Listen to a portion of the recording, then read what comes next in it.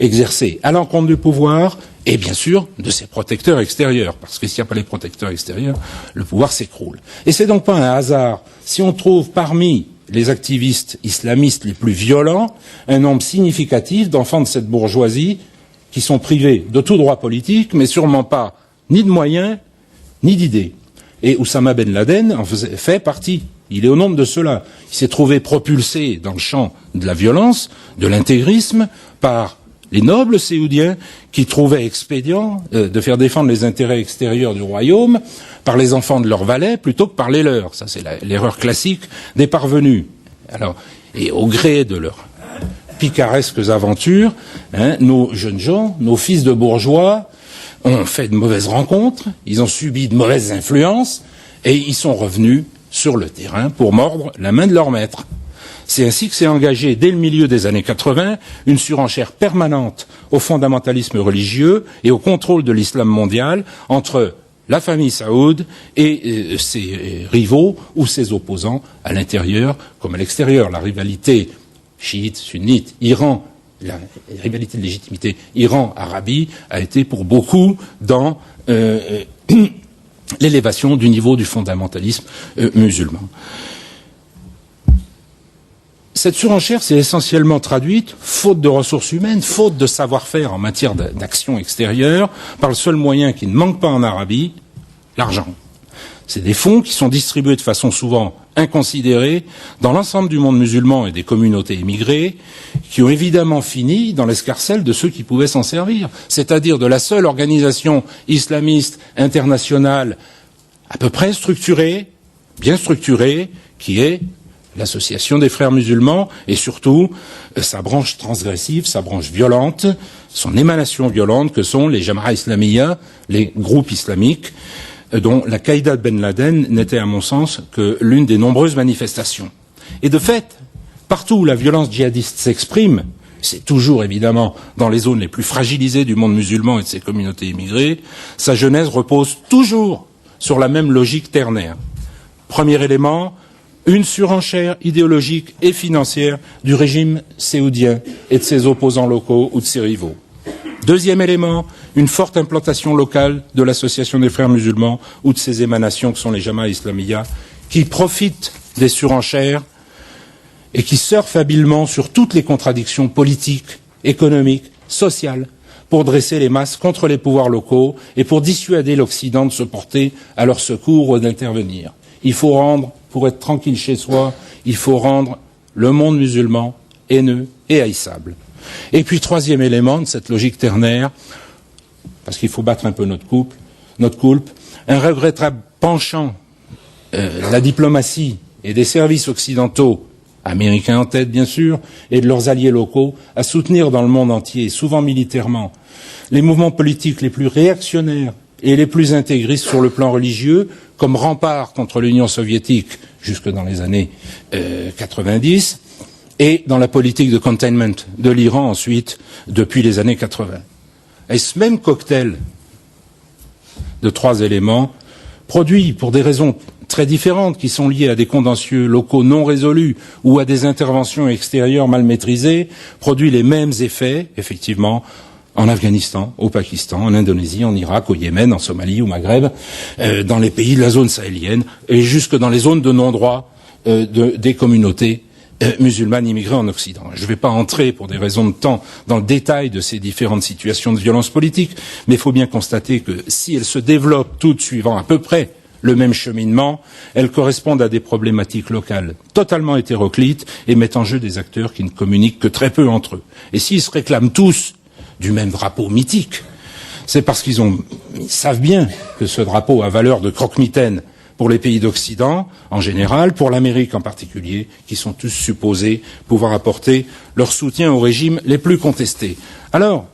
Benguiga, bien sûr, on pourra toujours m'objecter que, puisque la violence djihadiste existe bien et qu'elle se développe à peu près partout, suivant les mêmes schémas, peu importe qu'on l'appelle ou non Al-Qaïda, qui ne serait alors que l'appellation générique d'une certaine forme de violence intégriste mondialisée. Et un certain nombre de journalistes devenus plus prudents maintenant, au lieu de nous parler d'Al-Qaïda, nous parlent de la nébuleuse Al-Qaïda. Alors, la nébuleuse, c'est nébuleux, et le problème, effectivement, c'est qu'une telle confusion sémantique est à l'origine de toutes les mauvaises réponses et exclut de facto toute solution adaptée au problème. Parce qu'il existe, en effet, deux façons de passer à la violence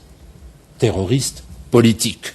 Ou bien on constitue un groupe politico-militaire organisé, hiérarchisé, avec un chef, une mission, des moyens, une tactique coordonnée, un agenda précis, des objectifs définis. Ça revient à constituer une armée avec des professionnels de la violence et à s'engager dans un processus d'affrontement de type militaire. C'est, ou ça a été, le cas de la plupart des mouvements terroristes révolutionnaires ou indépendantistes en Europe, en Amérique du Sud, au Proche-Orient jusqu'à la fin du XXe siècle. Ou bien on a recours à la technique dite du lone wolf, du loup solitaire, qui consiste, en gardant un pied dans la légalité et en posant un autre dans la transgression, à jouer idéologiquement sur une population sensible pour inciter les éléments les plus fragiles, les plus motivés, à passer à l'acte de façon individuelle ou groupusculaire, en frappant où ils peuvent, quand ils peuvent, comme ils peuvent, peu importe, pourvu que l'acte porte la signature de la mouvance et s'inscrive dans sa stratégie générale. La technique du lone wolf, elle est pas nouvelle, hein, elle est ancienne. On l'appelle lone wolf parce que elle est bien connue aux États-Unis. Elle a été théorisée par Monsieur William Pierce dans ses Turner Diaries, qui sont restés au top 10 des ventes aux États-Unis pendant pratiquement toute la décennie 90, et qui inspire la plupart des militants violents de la suprématie blanche et des ultrafondamentalistes chrétiens. C'est cette technique qui a prévalu dans les attentats d'Atlanta, d'Oklahoma City et dans nombre d'actions individuelles dont le total approche et même dépasse celui des morts du 11 septembre. C'est cette même technique qui est mise en œuvre par un certain nombre de groupes dans le tiers-monde, comme les loups gris en Turquie ou comme les frères musulmans dans le monde arabe et musulman. Alors, si certaines formes de violence locale dans le monde arabe empruntent au premier modèle, c'est à l'évidence, suivant le second modèle, que fonctionne la violence djihadiste exercée en direction de l'Occident et en direction d'un certain nombre de régimes arabes. Et tous les services de sécurité et de renseignement savent pertinemment qu'on ne s'oppose pas à la technique du lone wolf par des moyens militaires, des divisions blindées, ou par une inflation de mesures sécuritaires indifférenciées. On s'oppose à la technique du lone wolf par des mesures sécuritaires ciblées, appuyées sur des initiatives politiques, sociales, économiques, éducatives et culturelles qui visent à assécher le vivier des volontaires potentiels en les coupant de leurs sponsors idéologiques et financiers. Non seulement, et là je vous renvoie à différents rapports du Trésor américain, rien de sérieux n'a été entrepris pour tenter d'enrayer le substrat financier, et encore moins le substrat idéologique de la violence djihadiste, mais en désignant la Qaïda comme l'ennemi permanent contre lequel il faut mener une croisade par des voies militaires et sécuritaires totalement inadaptées à sa forme réelle, on a pris une mitrailleuse pour tuer un moustique. Alors évidemment, on a raté le moustique, mais les dégâts collatéraux sont patents, comme on peut le constater au quotidien, en Irak, en Afghanistan, en Somalie, au Yémen. Et le premier effet de cette croisade ratée, ça a été d'alimenter, au contraire, le vivier des volontaires, de légitimer cette forme de violence, d'en faire le seul référentiel d'action, d'affirmation possible dans un monde musulman dont l'imaginaire collectif est traumatisé maintenant par une loi universelle des suspects qui pèse sur elle, par des interventions et des occupations militaires massives, interminables et aveugles. Depuis 9 ans, l'Occident frappe sans grand discernement en Irak, en Afghanistan, dans les zones tribales du Pakistan, en Somalie, en Palestine bien sûr.